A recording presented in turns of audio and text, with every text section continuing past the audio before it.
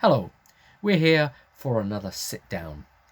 Here we are, you sitting down next to me, and we're going to chat. And I'm here to chat about the computer game known as The Forest. I've been playing it on PS4. The only measurable difference that would have affected me had I played it on PC would have been that I believe I could have converted my single player game into a multiplayer, i.e., co op game, which would have been amazing to be able to bring others in and sort of say, hey, help me out, let's all build something. As a kind of like a quick tagline thing, you could say that The Forest is kind of like the Minecraft survival mode without digging, but for grown-ups. So, you take all the creepers and nasty things, but make it really fully for grown-ups. So it's not creepers, but it's creepy things. They're creepy.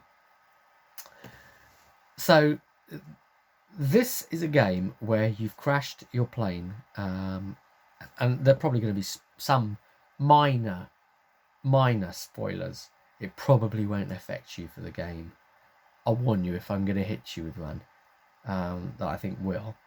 So you've crashed on an island, and right at the beginning of the game, you lose your son to these strange inhabitants on the island, and they're strange, and they get far worse than that. The fact that it's, if you like Minecraft style survival, if you like crafting and making things, but the idea of also living off the land and all of those elements, but if you also like horror, then this game is going to be incredible for you, just absolutely spot on. Now, there are certain games that try to sort of force horror upon you. So they're naturally in their own way scary for one reason or another. So you might have, like a big nasty that chases you, like Isolation or some Alien Isolation, or Amnesia, and these kind of ones. And the sort of ones where there's like pressure that is literally, it's coming to get you and you've got to move and you're under kind of like hand-to-eye coordination pressure. And it might be a bit scary like that with it. You might have things like Call of Cthulhu, where it's like implied that your character's going mad, and that's another form of horror, where exposes you to the horrible things and that, and your character's getting a bit crazy.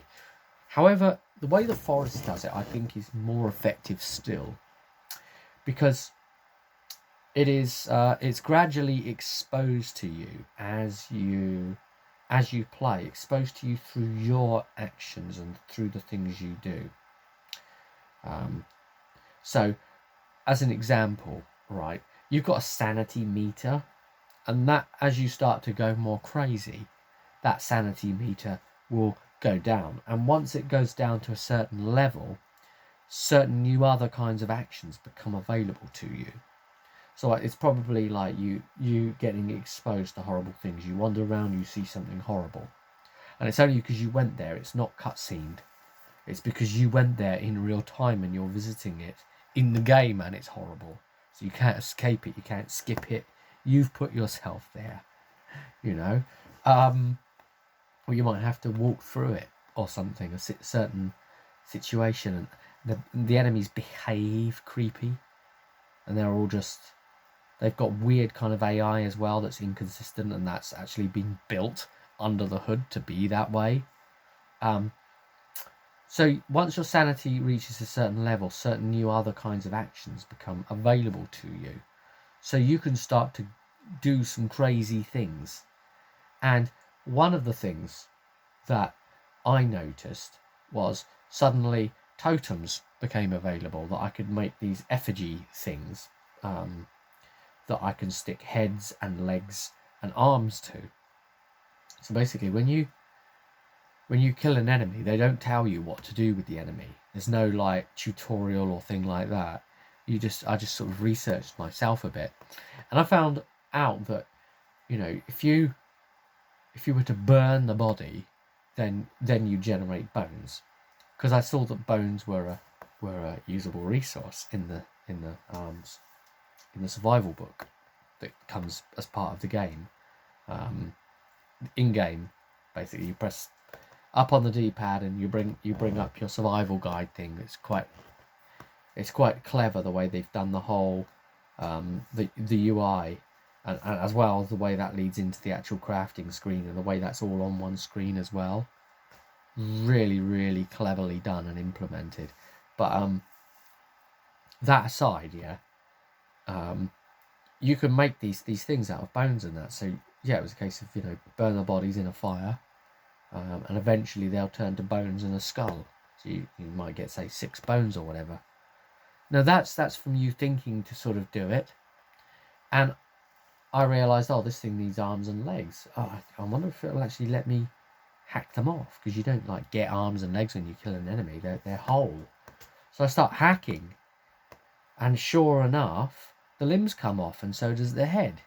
And it's my sanity's going down even more, so it's probably from all this behaviour. So I can then make effigies and light them on fire to scare the crazies away, or attempt to.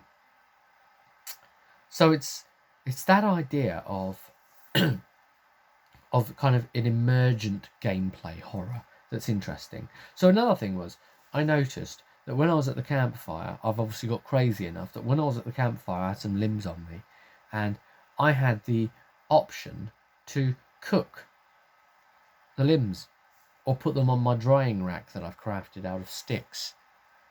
Limbs, eat them, become a cannibal myself.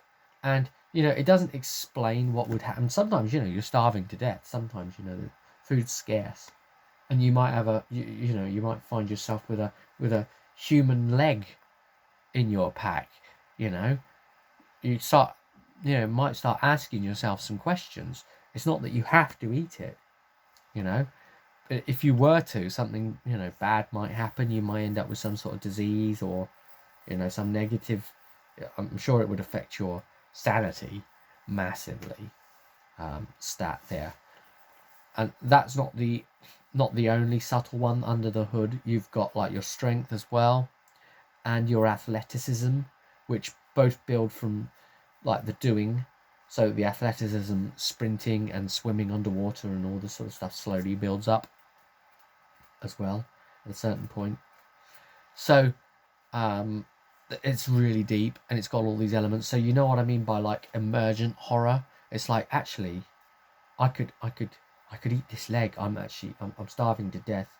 I found a wild mushroom there. I guess I'll eat that. The hunting's not going very well. Should I do it? Probably not. No, I'm not going to do it. I'll just use it as a club. But you're asking yourself the question, and it's arisen from the self. So that, I think, is where it's a really truly exceptional survival and horror game. And I'm not even finished it yet. I'm a good chunk in, but that's why I believe The Forest is worth your time. And if anyone wants to, join up on The Forest 2, if it's going to be that way, then I'm going to make a server that's properly multi-ready from the off this time. But none of my lot wanted to co-op it anyway, so yeah, I'll see you at the next one. That was The Forest. Sometimes you can't see the woods for the trees, or whatever.